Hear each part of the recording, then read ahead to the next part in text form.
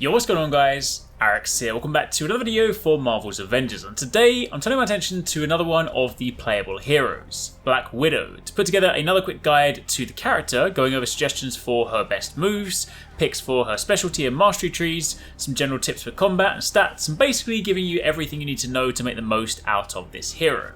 Just before that though, I do want to take a moment to very kindly thank Virgin Media for sponsoring this video. We've teamed up once again to bring you a deeper look at the game, so if you've been enjoying Avengers or you just want to know more, then be sure to keep it locked. Also, for any of you that happen to be Virgin Media customers, don't forget, for a limited time you can grab yourself some in-game outfits, the ones you see in this video in this cool red and white. For more details on that, click the link in the description box down below.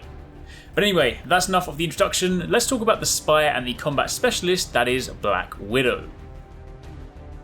Black Widow is an agile, high-mobility fighter that can dish out hard-hitting strings of combos that, with the right gear, apply powerful debuffs. She has a reliable parry and lots of iframes to stop you from getting hit, but the one major downside is that she is pretty squishy, so playing her too aggressively without paying attention can get you killed. But once you learn to master her movement and her combat, then her insane combo potential will have you stun-locking enemies to no end and dishing out devastating damage before they even know what hit them. Now, starting off with your moves, I'm not going to go through every ability here, but instead I'm just going to call out the most noteworthy moves that you'll want to be using with this build. Again, keep in mind that once you get to level 50, you'll have everything unlocked anyway. For this particular Black Widow build, the focus here is a light combo setup. The reason for this is that the attacks are quick, and they allow you to pivot very easily into a dodge and a parry if you need to.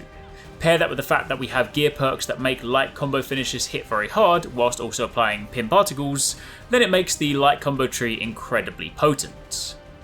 Martial art is your primary bread and butter combo. This is the lifeblood of this build, it's how you'll be engaging most enemies, and this is what you want to be using most of the time. Spider Sweep is really useful if you're fighting one enemy, as it knocks them to the ground, but keep in mind it has more limited use in larger groups since it has quite a long animation which can leave you open, so don't rely too heavily on this one. Splinter Kick is a great opener, since it spins them around. If you're invisible, you also get your back crits from there, so it's a very nice move. Pounce is useful for knockdowns, but in truth, we do have an alternate option for this in the heavy tree, so it's not used as much.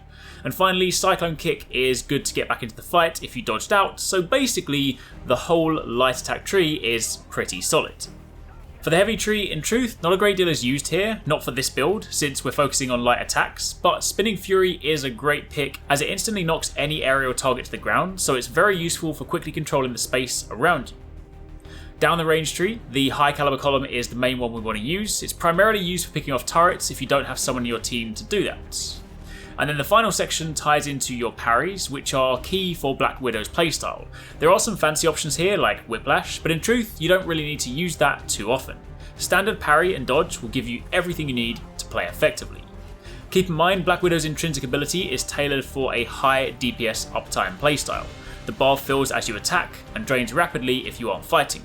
It'll also reset completely if you're damaged in any way, so it's important to have the ability to pivot quickly into a parry or a dodge to ensure you maximise your uptime. When her intrinsic bar is full, she does a flat 20% extra damage, so it's important to maintain this as much as possible. Now onto your specialty and mastery trees. Here you have to pick from one of each column, so here are the most important things to grab. Unseen Fate puts all enemies with low HP into a takedown state, allowing you and your allies to chain takedowns for orb generation. Shadow Walker increases the duration of the skill by 1.2 seconds for each enemy defeated while invisible. We chose Night Terror for Specialty 1 since it increases Veil of Shadows by 3 seconds, as well as increasing your critical attack chance by 25%. And Specialty 2 can be changed depending on what buffs your team would benefit from most.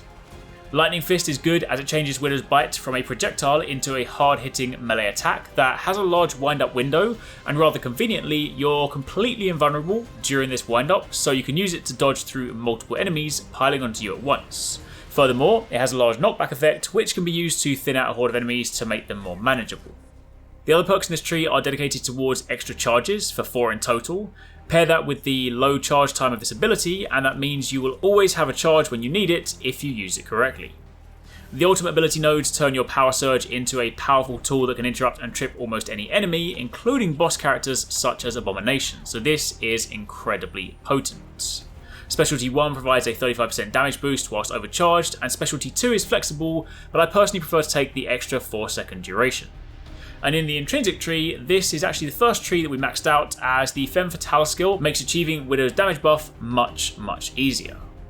Then jumping quickly over to the Mastery tree, in the intrinsic tree, Overcharged Critical provides 15% extra crit damage whilst overcharged, and Intrinsic Charge gives an increase to the charge rate of your 20% damage buff, as well as a 15% buff on all attacks.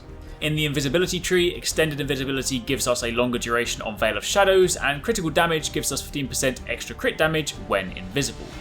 Then lastly, the Utility tree, Intrinsic Takedown Master helps you get your 20% damage buff quickly after a takedown, but if you prefer, Heroic Takedown Mastery will give you more potential uptime on Veil of Shadows, so pick and choose depending on what you use more frequently. And Combo Finishers gives you 25% extra damage to your light and heavy combo finishers. As for your stats, the two main things that you want are Might for the raw melee damage boost and Proficiency for the crit chance. Valor as a secondary stat isn't too bad either, since it does give you more crit damage and heroic effectiveness. But all up, that is a quick snapshot of how you might want to consider building Black Widow. You want to devastate light enemies with barrages of light attack combos, zip in between each one using Widow's grappling hook, dodge and parry as needed to ensure you keep your intrinsic meter topped up for that 20% damage boost, and use Veil of Shadows to buff yourself and your team's crit damage to insane levels. Go to town with your ultimate whenever it's available, and you'll soon be comboing things into the ground. But that, my friends, is pretty much it. Hopefully you found it helpful. I also want to round out this video by once again thanking Virgin Media for sponsoring this series. Their M500 fibre broadband offers hero-worthy speeds and is their connection designed with gamers in mind. So if you're diving into some co-op action, then they've got you covered. Of course, if you're enjoying Avengers, then be sure to keep it locked, as we have more stuff coming your way soon. But for now, thanks for watching, and I'll catch you in the next one.